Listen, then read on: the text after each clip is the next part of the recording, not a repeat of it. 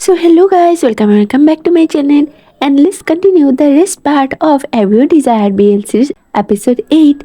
तो जैसे कि पिछले पार्ट में हमने देखा था कि शहनशाह की तबीयत खराब होने की वजह से उसको हॉस्पिटल में एडमिट करना पड़ा था और वहाँ पर ही उसे चैन पिंग ने ये बताया था कि उसको एक्स होल्डिंग की तरफ से एक प्राइवेट टी पार्टी का इनविटेशन मिला था, जिसको सुनकर शहनशाह बहुत ही ज़्यादा एक्साइटेड हुआ था वहाँ पर जाने के लिए, क्योंकि शहनशाह बहुत दिनों से एक्स होल्डिंग के जो ओरिजिनल पावर होल्डर है उससे मिलना चाहता था, पर उसको ये मौका किसी भी हालत में मिल नहीं रहा था। और जब उसको अभी ये मौका मिला है तो हॉस्पिटल से डिस्चार्ज लेकर वो वहाँ पर जाने के लिए तैयारी करने लगता है। तो जब उस दिन आता है जब उसे वहाँ पर जाने के लिए निकलना पड़ता है तो सुबह उठकर वो हुआंग के साथ थोड़ा सा क्वालिटी टाइम स्पेंड करता है, जिसके बाद वो ब्रेकफास्ट करके हुआंग पर फॉरहेड पर एक किस करता है और उससे कहता है कि मुझे थोड़ा सा काम है, मुझे एक होल्डिंग के चेयरपर्सन से मिलने जाना है, इसीलिए मैं जा रहा हूँ। तुम अपना ख्याल रखना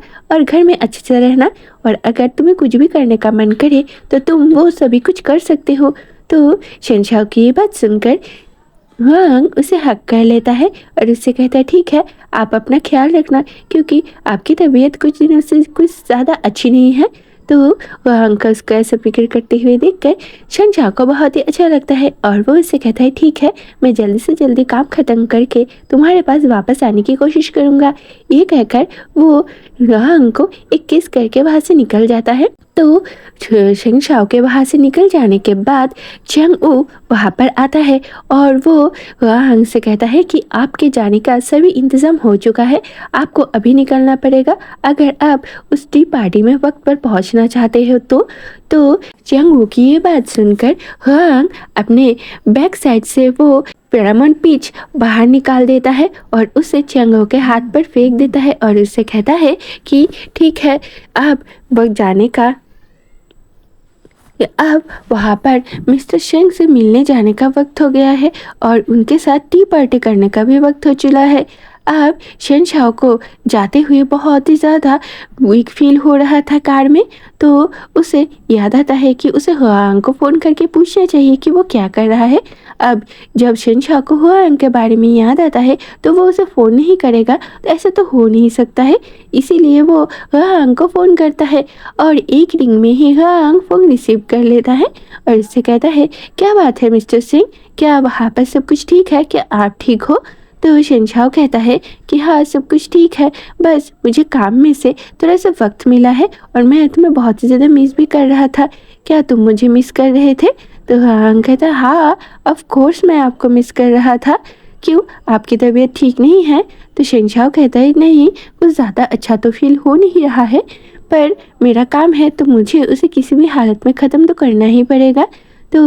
हुआंग ये बात सुनकर शहनशाह से कहता है ठीक है, आप अपना काम ख़त्म करके जल्दी से घर आ जाइए, इसके बाद मैं आपका अच्छे से ख्याल रखूँगा। तो हुआंग की ये बात सुनकर शहनशाह एक प्यार से स्माइल करता है, जिसके बाद वो उससे पूछता है कि क्या तुम कभी फ़ॉरेन आए हो? तो हुआंग कहता है नहीं, मैं कभी फ़ॉरेन नहीं गया हूँ। तो शहनशाह ये बात सुनकर उसे याद आता है कि हुआंग तो एक ऑर्फन है, उसके पास इतने पैसे हो नहीं सकते कि वो यहाँ पर फ़ॉरेन में घूमने आएगा। तो वो उससे कहता है ठीक है, आज के बाद से अगर मैं कहीं पर भी बाहर जाऊँगा तो मैं सभी जगह पर तुम्हें लेकर जाऊँगा और तुम्हें मेरे साथ आना होगा। तो हुआंग ये बात सुनकर ज़्यादा एक्साइटेड तो फील नहीं करता है, जैसे कि उसके लिए तो ये नॉर्मल सी बात है, उसके लिए फ़ॉरेन ट्रिप एक यूजुअल सी बात है जो कि वो हमेशा ही कर सकता है, पर वो अभी इस बारे में शहनशाह को बता तो नहीं सकता है, इसीलिए वो उसके सामने एक्साइटेड होने का नाटक करता है। जिसके बाद शहनशाह फ़ोन रख देता है क्योंकि वो एक होल्डिंग के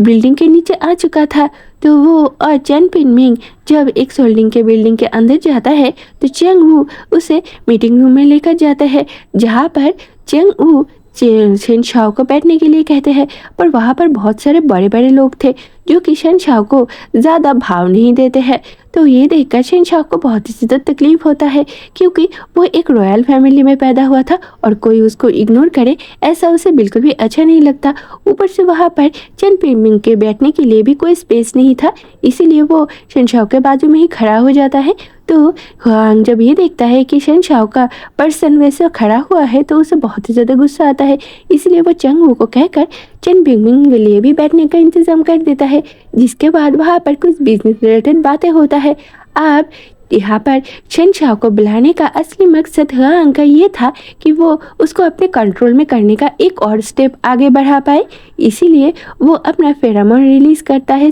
जो कि सूदिंग फेरामोन और कंट्रोलिंग फेरामोन है, जिसको स्मेल करके शेन वेनलिंग को भी तकलीफ होता है और वो उससे कहता है तुम ये क्या कर रहे हो, क्या तुम पागल हो चुके हो जो तुम ऐसा कर रहे हो। पर हुआंग को इन सब बातों से कोई भी फर्क नहीं पड़ता, वो अपना फेरामोन रिलीज करता ही रहता है, जो कि धीरे धीरे शेनशाओ तक पहुंच ही जाता है। तो शेनशाओ पहले तो ये समझ नहीं पाता कि ये ऑर्किड फ्लेवर का स्मेल कहाँ से आ रहा है, क्योंकि उसे पता है कि ये स्मेल सिर्फ हुआंग के बॉडी से ही आता है। पर जब हुआंग अभी उसके आसपास नहीं था और फिर भी उसे ये स्मेल आ रहा था, तो वो सोच में पड़ जाता है कि आखिर उसे ऐसा कैसे लग सकता है। तो उसे लगता है कि वो बस इमेजिनेशन कर रहा है, ऐसा कुछ यहाँ पर नहीं है। पर ये इमेजिनेशन उसको थोड़ी देर बाद ही भारी पड़ जाता है, क्योंकि जब हुआंग का फेरामोन शेनशाओ के बॉडी में आकर हीट करता है तो उसे फिर से वीकनेस फील होने लगती है और वो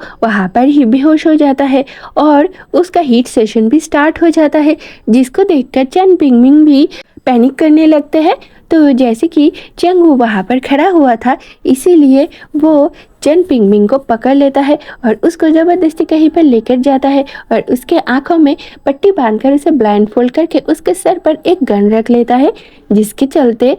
चेन बिंगमिंग इतना ज़्यादा घबरा जाता है कि वो वहाँ से हिल ही नहीं पाता और वो वहाँ पर डरे हुए ही सोचने लगता है कि कहीं ये लोग हमें मार कर यहाँ पर दफना तो नहीं देंगे, और अगर ये लोग ऐसा कर भी देंगे तो हमें कोई ढूंढने आएगा भी नहीं, क्योंकि किसी को पता ही नहीं है कि हम कहाँ पर है, क्योंकि ये बेस बहुत ही ज़्यादा सीक्रेट है। इधर शेनशाओ को बेहोश होते हुए देखकर हुआंग को थोड़ा सा तकलीफ तो होता है, पर जैसे कि वो एक मिशन पर है और वो शेनशाओ को अपने काबू में करने के लिए ऐसा सब कुछ कर रहा है, इसीलिए वो अपने लोगों से कहकर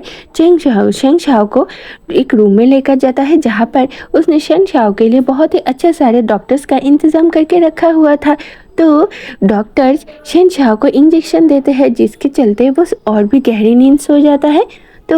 हुआंग उसके करीब आकर उसको टच करता है और उससे कहता है कि तुम्हें तो ये पता ही नहीं होगा कि मेरे फेरामोन से तुम बस एक ओमेगा की तरह हीट सेशन को फील कर रहे हो, और मैं चाहता भी नहीं हूँ कि इतनी जल्दी तुम्हें इस बारे में पता भी चले। तो वो शेनशाओ के साथ थोड़ा सा वक्त बिताकर बाहर आ जाता है, जहाँ पर शेन वेनलिंग उसका इंतज़ार कर रहा था। तो शेन वेनलिंग हुआंग से पूछता है तुम ऐसा कैसे कर सकते हो, अपनी फेरामोन का यूज़ करके तुम शेनशाओ को एक नॉर्मल ओमेगा की तरह हीट फील करवा रहे हो, ये उसके साथ बिल्कुल भी सही नहीं है। तो शेन वेनलिंग की ये बात सुनकर हुआंग उससे कहता है क्या सही है क्या गलत है, इसके बारे में मैं पढ़ ही नहीं रहा हूँ, मैं हुआंग हूँ, और अगर मैंने किसी ओमेगा या किसी अल्फा जिस पर भी नज़र रख लिया वो सिर्फ मेरा है। तो शेन वेनलिंग ये बात सुनकर मन ही मन शेनशाओ के लिए बुरा फील करता है कि उसके साथ ऐसा कैसे हो सकता है, पर